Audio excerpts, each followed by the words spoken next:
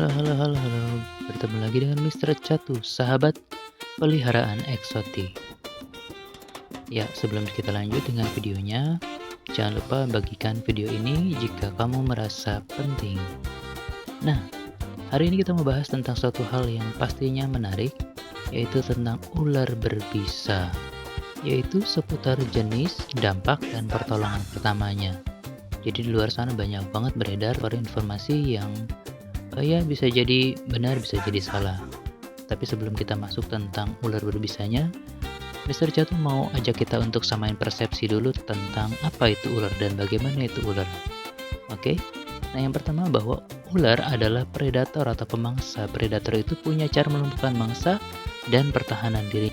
Nah, khususnya kalau ular punya bisa dan kekuatan belitan.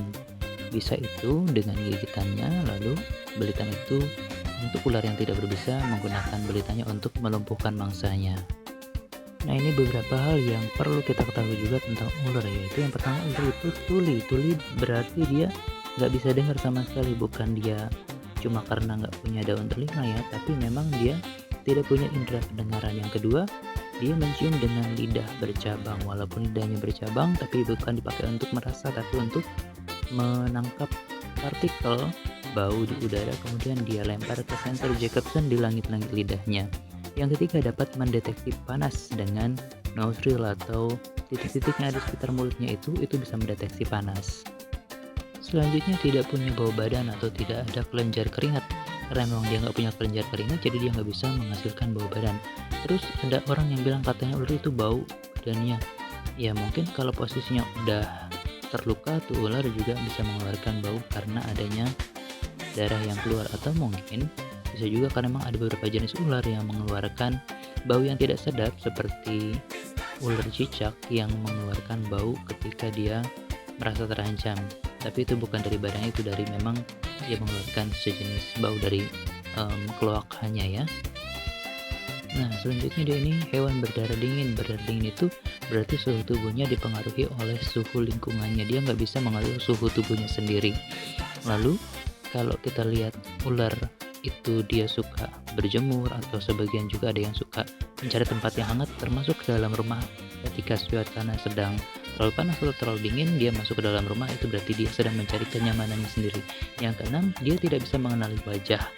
Walaupun dia kelihatannya matanya besar gitu ya, tapi dia penglihatannya jelek. Jadi dia nggak bisa mengenali orang, nggak bisa melihat siapa yang ada depannya. Walaupun kita udah pelihara dia mungkin bertahun-tahun, tapi dia juga nggak mengenali kita karena dia memang penglihatannya sangat buruk gitu ya. Selanjutnya ini adalah warning ya, jadi tidak ada ular jinak menurut Mister Catu begitu ya.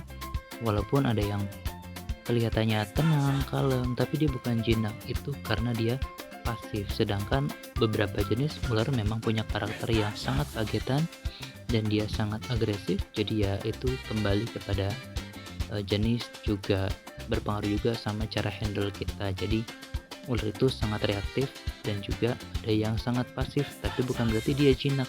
So ini jadi perhatian kita bersama ya, jangan sampai nanti ada kejadian nyalahin katanya jinak enggak. Jadi sebenarnya ular itu nggak ada yang jinak, tapi dia hanya merespon sesuai dengan keadaan. Berikutnya, berdasarkan habitat, jadi ada berbagai tempat di mana ular berbisa itu bisa hadir ya. Ada yang arboreal di pohon, ada yang terestrial di darat, fossorial sebagai penggali di bawah-bawah dedaunan atau rumput-rumput kering, ada juga yang akuatik. Nah, ini yang Apizurus duboisi ini adalah ular laut, dan seperti yang kita tahu ular laut adalah ular yang pasif, tapi kalau dari segi bisanya tergolong sangat berbahaya. So tetap hati-hati ya. Jadi dimanapun kita berada, ada kemungkinan ular-ular berbisa juga hadir di lingkungan kita. Berikutnya, perbedaan bisa dan racun. Jadi ular itu berbisa, ada sih yang jenis ular yang berbisa dan beracun, tapi secara umum sebagian besar ular itu berbisa. Bisa itu dia disalurkan dengan cara disuntikkan, yaitu gigi yang memiliki seperti suntikan gitu ya, atau sengatan pada beberapa jenis serangga. Juga kalau racun itu bedanya adalah dia diserap melalui sentuhan, pencernaan, atau dengan dihirup gitu ya. Jadi itu menjadi dua perbedaan yang cukup kelihatan jelas ya.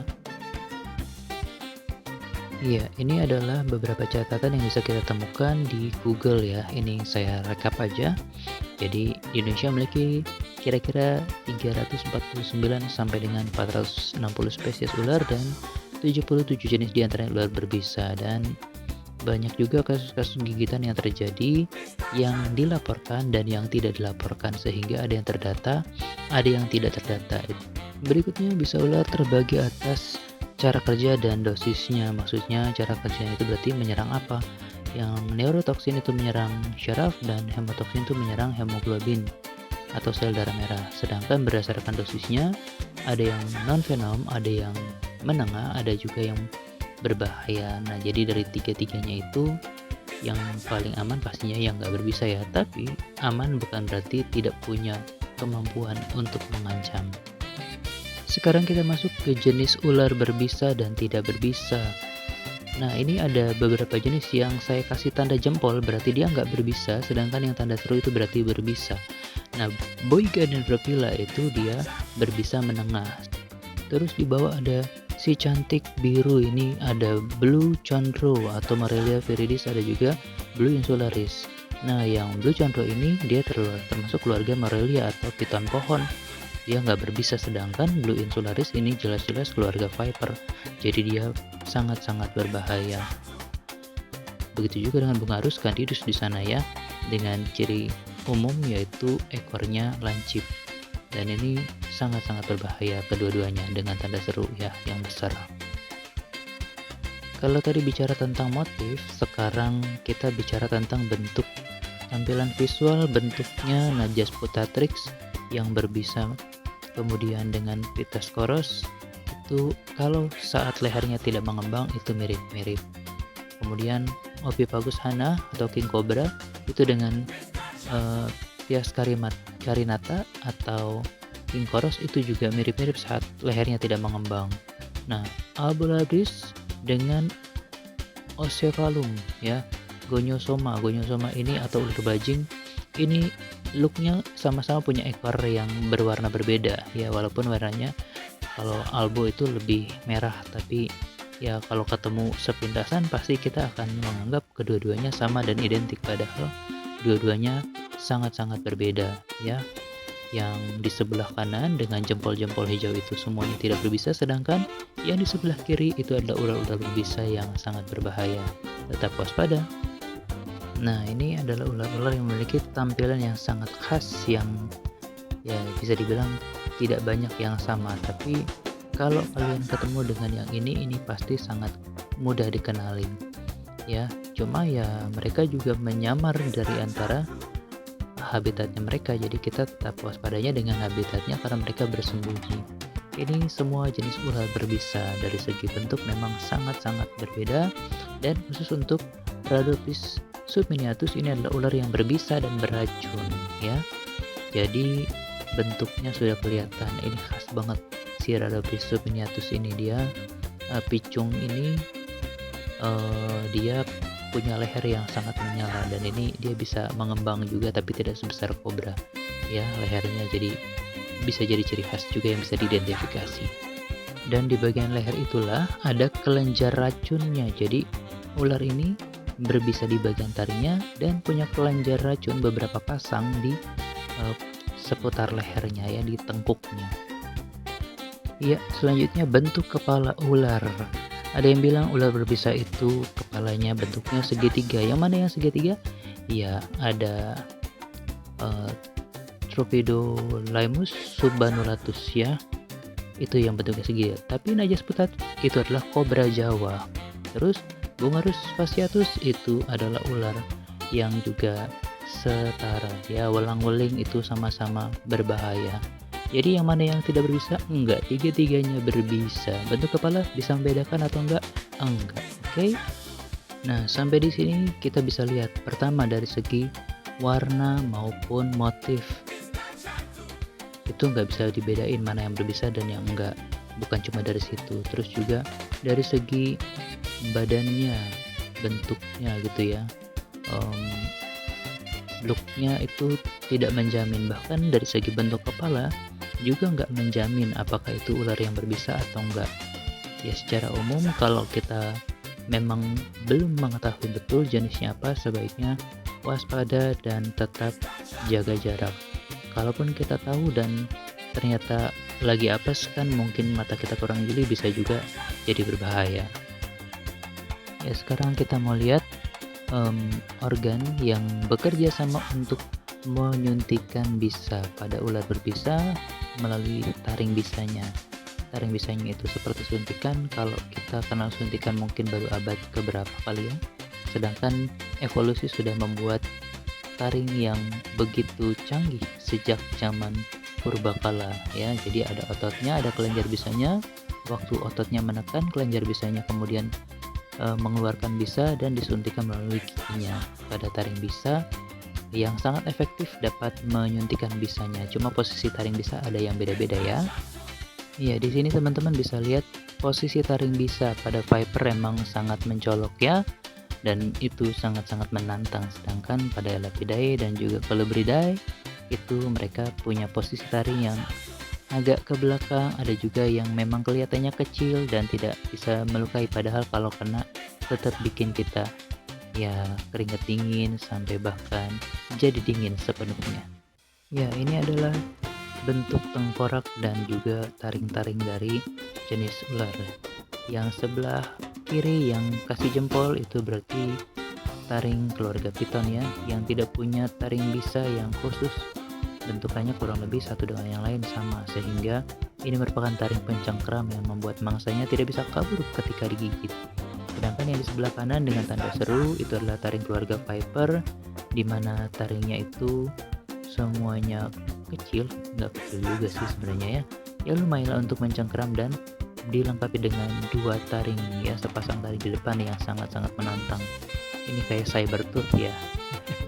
Ya, jadi begitulah bentuknya, makanya dia sangat efektif untuk menyuntikkan bisanya. Dari bentuk taring bisanya maka menghasilkan bentuk luka yang juga sangat khas ya. Kalau dia tidak berbisa, bentuknya seperti itu tuh yang di lingkaran hijau. Ya aman sih, dalam artian hanya luka luar, sedangkan yang menyisakan dua titik atau sepasang titik luka yang lebih besar itu menunjukkan adanya taring bisa yang melukai tubuh si orang yang menjadi korban gigitan. Oke, jadi perlu diwaspadai. Bisa dikenali juga dari bentuk gigitannya. Oke. Gejala yang muncul selanjutnya dari karena gigitan snake bite atau gigitan ular ya. Teman-teman bisa lihat mulai dari sakit, nyeri sampai dengan henti nafas. Jadi itu semua gejalanya harus diwaspadai, karena kalau sekali kejadian ya untuk bisa nyetopnya itu resikonya entahlah ya, siapa yang bisa menghentikan, kayaknya nggak ada.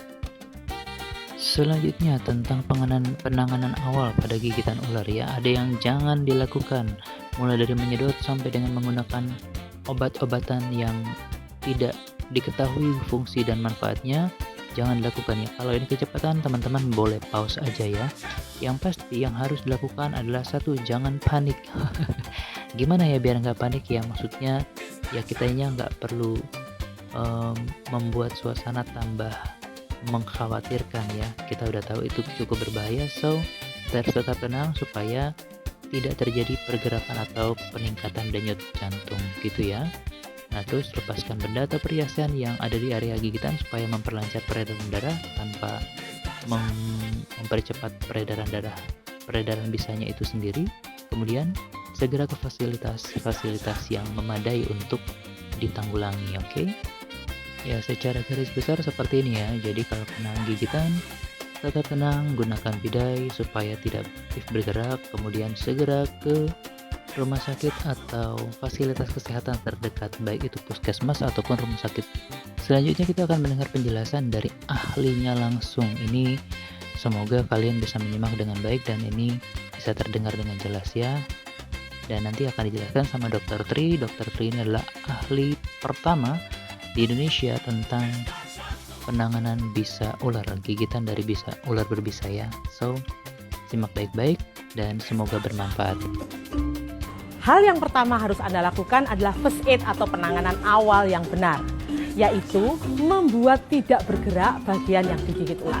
Misalnya yang digigit ular adalah tangan Anda. Maka dari ujung jari sampai sendi gak bergerak dibuat tidak bergerak. Bisa diberikan kayu atau bambu atau sesuatu yang rigid, atau kalau misalnya tidak membawa apa-apa ya bisa digendong aja dengan selendang atau dengan baju Anda supaya dia tidak bergerak. Tapi kalau itu di kaki, maka Anda harus membuat kaki Anda juga tidak bergerak. Jadi bisa aja Anda menelpon penolong Anda, kemudian dibonceng naik sepeda motor sehingga Anda tidak perlu berjalan. Kemudian atau Anda bisa pakai tandu, Anda didudukkan di tandu sana, kemudian tidak dibuat bergerak. Jadi sebetulnya imobilisasi patofisiologinya adalah kontraksi dari otot-otot ini akan mengaktifasi pompa dari kelenjar getah bening sehingga venom atau bisa ular yang ada di bekas gigitan tadi dengan cepat menyebar ke seluruh tubuh dan akhirnya membuat sebuah kerusakan organ. Jadi kalau kita melihat ular, maka sebaiknya Anda tidak memegang. Terima kasih, segitu saja informasi dari Mr. Catu, semoga bermanfaat. Sampai jumpa lagi dengan Mr. Catu, sahabat peliharaan eksotik. Dah.